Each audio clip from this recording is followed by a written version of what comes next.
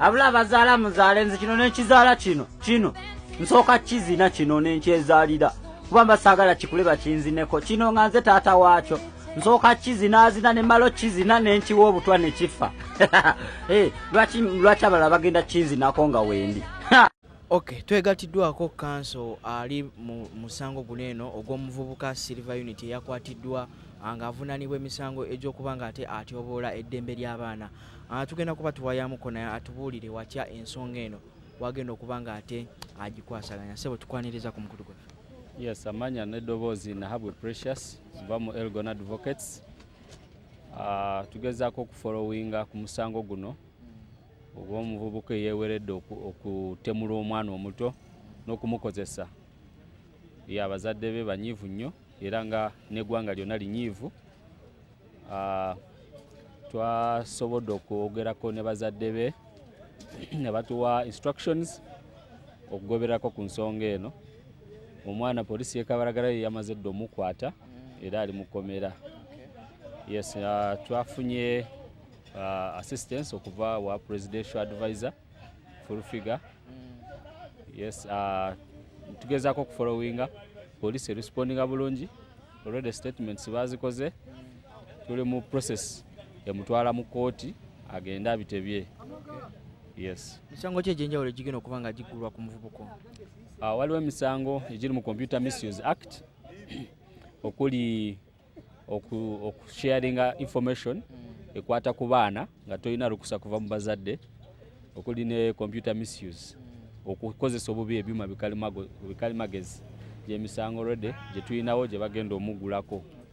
Yes, kati bwe tubadde ku poliisi minisita w'abaana w'ensonga z'abaana Mwami Bara tumwebaza nnyo asitukiddemu n'ajjako ku poliisi era n'ayogerako n'abasirikale n'alaba progress omusango gye guli na kyetukolako nga minisita avunaanyizibwa ku baana n'atuukiriza obuvunaanyizibwa bwe era n'atwongeramu ku push era tugezaako okulaba nti obujulizi obwetaagisa obusookebwako tubufunye tubuweereza wa state attorney na sanctioning file omuvubuka ne bamutwala mu kooti n'agasimbagana n'abalamuzi.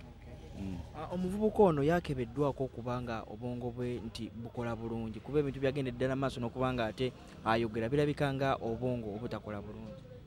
Omuvubuka talina buzibu mu mutwe kubanga singa alina obuzibu twandibadde ng'olaba nga statement zayogera tezikwatagana. Naye engeri gyayogera coordinated statements kubanga bagezezaako omulaba n'agezaako okwetonda naye nga ne bagamba tekimala nti osobola okwetonda bw'ova ku poliisi bw'ova mu buzibu n'oddamu n'okola kyekimu. So kitegeeza nti okutangira okutuusa obuzibu bwonna ku mwana ono oba ku baana abalala balina okusitukiramu ne tugezaako okulaba nga amateeka gamukwata. Omutwe gwe gukola bulungi kubanga singa tegukola bulungi era singa byayogera tebikwatagana. Naye engeri gyayogera statements era n'agezaako okwetonda era n'agezaako okusaba bamusonyiwe ebyo byonna biraga nti omutwe gukola bulungi abimanyi bulungi nnyo era bwe yamaze ka video n'akajjayo kati kye kyamuleetedde okukajjayo kitegeeza nti yategedde nti kyeyakoze kikyamu. Kati omuntu obwongo obutakola obulungi tasobola kumanya nti kyakoze kibi naye bw'otegeera nti kyewakoze kibi kitegeeza nti omutwe gukola bulungi. Famire y'omwana eyateereddwa mu vidiyo eno yo egezezzaako kubanga ate egamba ki abantu oba eri omuvunaano? Era famire baddukiddemu ne bakola statement. Maama w'omwana yazze n'akola statement ku poliisi ku fayiro. So already bo bali kusupportinga poliisi okulaba nga omusango gugenda mu maaso. Banyiivu nnyo era banyiikaavu kubanga statements omuntu bw'azoogera ne ku mwana wo naawe olaba nga kisobola okunyiga nnyo okunyigiriza nnyo ku mutima ng'omuzadde. Tuzze tulaba emisango egy'enjawulo egijje zirooperwa mu kooti nga ziri ku ludda lwa computer misuse naye nga tulaba abawabirwa bamala ekiseera ne bavaayo nga kiraga nti emisango gikoze eki tegibasinze.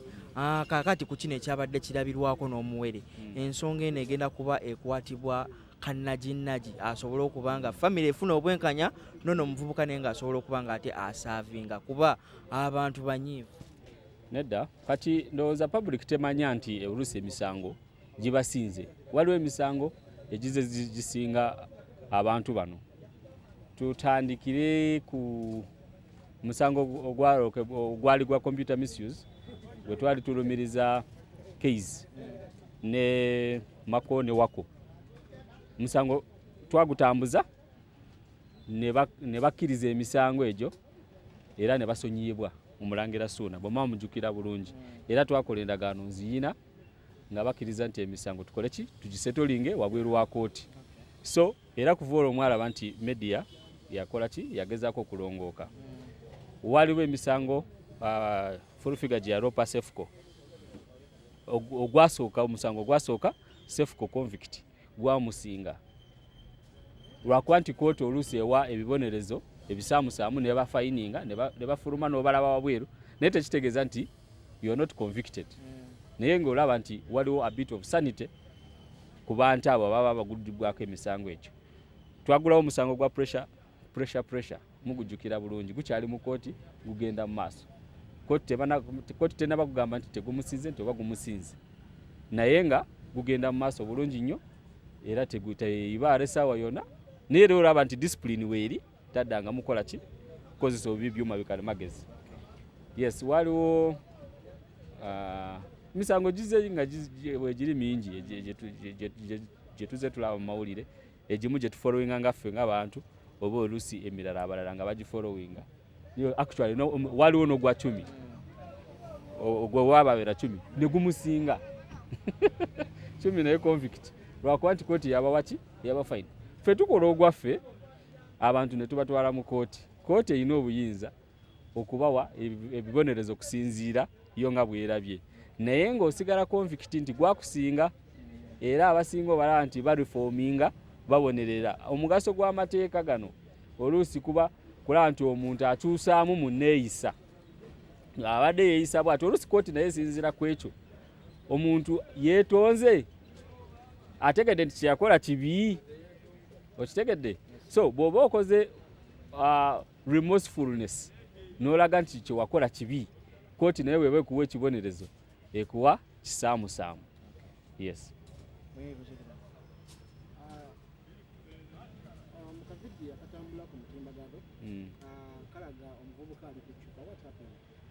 Omuvubuka yagezaako okudduka nga bagezaako omukwata n'agwa ekigo.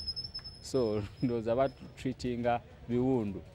Yagezaako okudduka n'agwa ekigo kati ndowooza n'afunamu obuvunyi oba n'okusanga nga kiwaani nga kyabulimba kubanga talina kimuluma. Twageza kumubuuza ki ekimuluma tekiriwo explanation gye yawadde naye nga si bulwadde nti alina kimuluma. Tukubiriza abalala nga tumaliriza abeeyisa mu ngeri eyo babasuubira okukola ekintu kyekimu ku social media. Tuze tulabula abantu nti amateeka weegali kasita obeera n'essimu yo zino essimu z'olaba mu mateeka ga computer misuse eno simu nayo computer. Oluusi abantu tebamanya nti naye katukozesa omugaso guno omwaganya guno okutegeeza abantu nti eno eba computer bw'ogikwata n'ogikozesa obubi already waliwo omusango gwe tuyita computer misuse. Bw'ogikwata n'ogikozesa obubi guba gukukwatirawo. Amateeka weegali. Eteeka Honorable Nsereko yalikola n'alibaga Parliament n'eriyisa President n'alisaako omukono nti bw'okwata gundi eno ojja kubeera ku TikTok mu kayumbako ojja teekako datawo n'essimu ejja kuba yiyo naye bw'omala okubyogera bajja kunona baze babakwata muzimu balaba. Examples nzoogeddeko nti kati tekikyali kipya nnyo nti kyakunnyonnyola nnyo tokimanyi nti bw'ogenda n'oyogera ebitajja nsa n'oyogera kale buli n'oyogera ebintu ebitakwatagana n'ovuma abakulembeze n'ovuma buli omu n'ogikozesa obubi gwe n'olowooza nti oli safe oli waka. Nkubuulire toli safe kubanga essaawa yonna baba bajja kukwata.